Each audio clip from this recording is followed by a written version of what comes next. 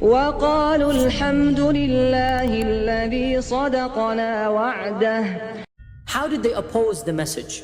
By many ways. Of them is they tried to convince Abu Talib, and then they tried to block the da'wah indirectly, and then they had a showdown with Abu Talib. What else did they do in order to prevent the prophetic message from being taught to others? The third thing that we'll mention is that they tried to ban the recitation of the Quran in public. They tried to make it that if the Quran were recited, they would drown it out with their voices, or they would not even allow it to be recited. The fourth tactic was to ridicule the Prophet ﷺ and the believers. Another tactic, the fifth tactic, is false accusations. Not just joking, but slander. The sixth point we'll mention, sometimes they tried to challenge the Prophet ﷺ for a miracle. The seventh tactic that they did was attempts of a middle ground, or attempts of outright bribery directly. The Jews understood who is a prophet. The Arabs did not know who is what is a prophet. And therefore, when the Arabs heard of this, that you are a prophet of God, the only other nation that they knew who believed in prophets were the Jews and Christians. And so they sent emissaries to the Jews, they sent emissaries to the people of the book, in order to say, okay, this is a phenomenon that is from your religion, is happening in our culture. So why don't you tell us something that we can quiz the Prophet with? We can try to ask the Prophet ﷺ, and obviously because they thought he was a false prophet, he was not going to be able to answer, so his lies will be exposed. So this was another tactic that they tried, and they failed in this tactic as well. The ninth tactic that they used is outright torture. Now, as we said over and over again, the Arabs of old were a tribal society. Everything was based upon tribalism, and therefore your protection is based upon who will protect you. Not the law, not the government, but rather your own tribe.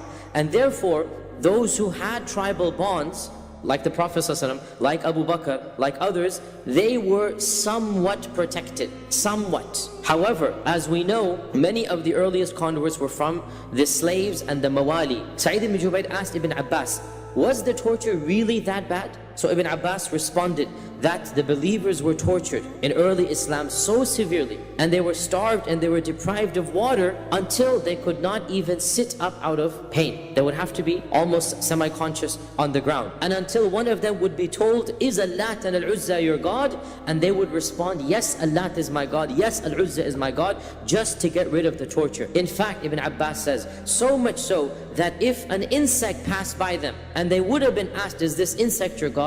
They would have responded, yes, it is my God, just to get rid of that torture. The main culprit behind all of this torture was none other than Abu Jahl. Now the question arises, what happened with the Prophet ﷺ himself? Did he undergo any physical torture? No doubt that the Quraysh overall and the Prophet ﷺ as well were relatively protected. But this does not mean that nothing happened to them. This does not mean that they were completely immune. Rather, we have a number of incidents in which the Prophet ﷺ was physically harmed.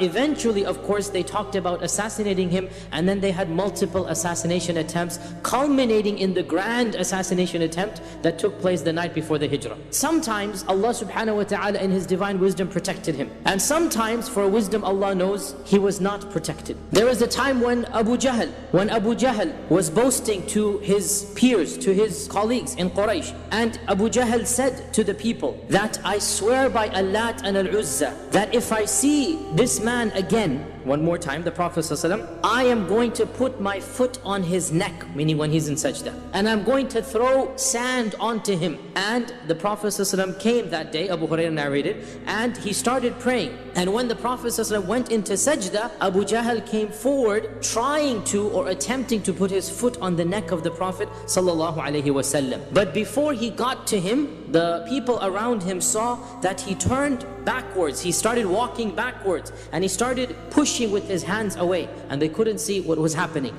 And when he returned back, they said, what happened? What happened to your threat? Why did you walk away? We saw you putting your hand out. And so Abu Jahl said that I saw between me and him a pit of fire, and there were wings hovering above that fire. When the Prophet ﷺ finished, he told the Muslims that this fire was brought by the angels. The wings were those of the angels. And had he taken one step closer, the angels would have shredded him, basically to bits and shreds. They would have shredded him into bits. It is also narrated, Urwa ibn Zubayr asked Abdullah ibn Amr ibn al-As, tell me the worst thing that you saw happen to the Prophet ﷺ in Mecca. So Abdullah ibn Amr narrates what he saw.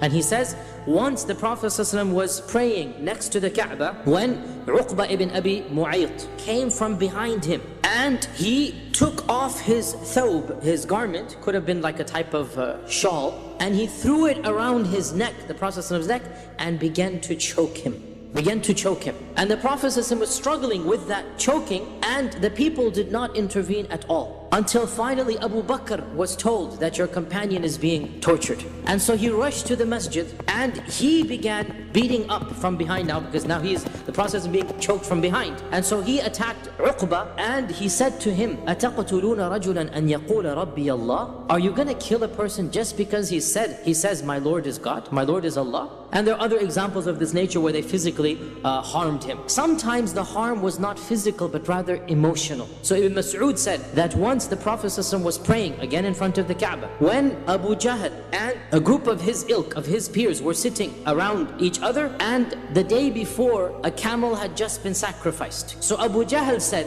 who amongst you will go to the carcass of that camel? There is a dump area outside Mecca. There's an area where you would throw your trash. So who will go to the carcass of that camel and bring the entrail, the intestine, the guts, that which nobody's going to eat, it's been thrown away. Bring that and throw it on the back of the Prophet of Muhammad when he is praying to his Lord. And so the worst of them, Ibn Mas'ud says, the worst of them, Uqba ibn Abi Mu'ayt, the one that we just mentioned. He goes to a dead carcass and he puts his hand inside this filthy, decomposing body, and he carries with his own two hands entrails, blood, this disgusting sticky substance. And he comes from that yard, from that lot, and he walks all the way into the city. And the Prophet ﷺ is still praying, because as we know, the Prophet ﷺ's prayer was long. He waited for him to go into sajda. The Prophet ﷺ is unaware of what's happening behind him. And when he fell into sajda, then Uqba came and he dumped all of the stomach and the entrails and the intestine, it's a camel, it's not a trivial animal,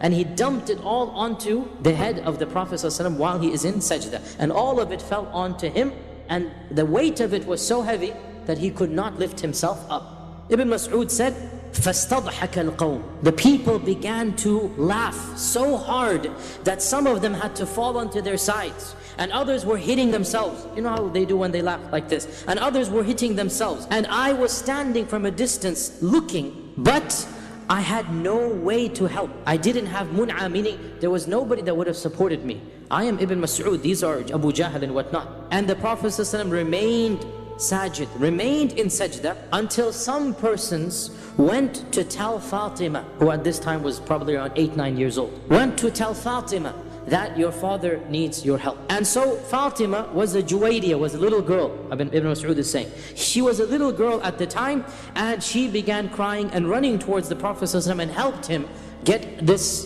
dead animal off of his back.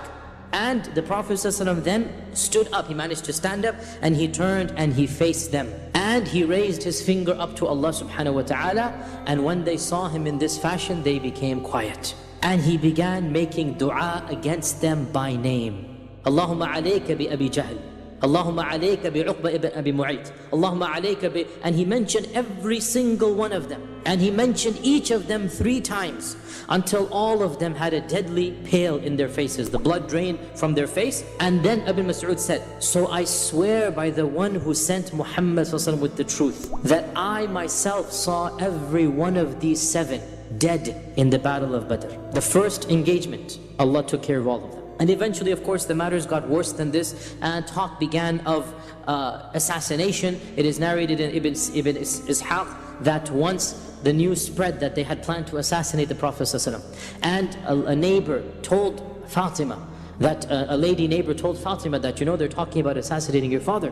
And Fatima ran home and told the Prophet ﷺ that they're planning to assassinate you. And the Prophet ﷺ said, fear not, Allah Azza wa Jalla will take care of me. Bring me water. And so she brought him water. He did wudu, he made dua to Allah subhanahu wa ta'ala, and he walked into the masjid. And they had their arms and they were ready to kill him. But not one of them could move. They all became paralyzed. They could not stand up. And the Prophet ﷺ took some sand and threw it at their faces while they're sitting and looking at him, and they were completely paralyzed. And he said, Shahatil wujuh, may these faces be cursed. And in this riwayah as well, the Sahabi says, every one of these were of those who were killed in the battle of Badr. The last tactic that they did is the tactic of the boycott.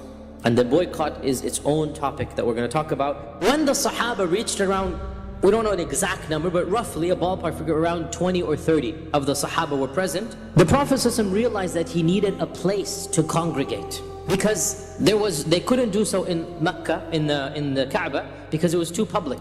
A lot of Muslims were secret Muslims. So the Prophet ﷺ decided to choose the house of, as you all know, Al-Arqam ibn Abil Arqam.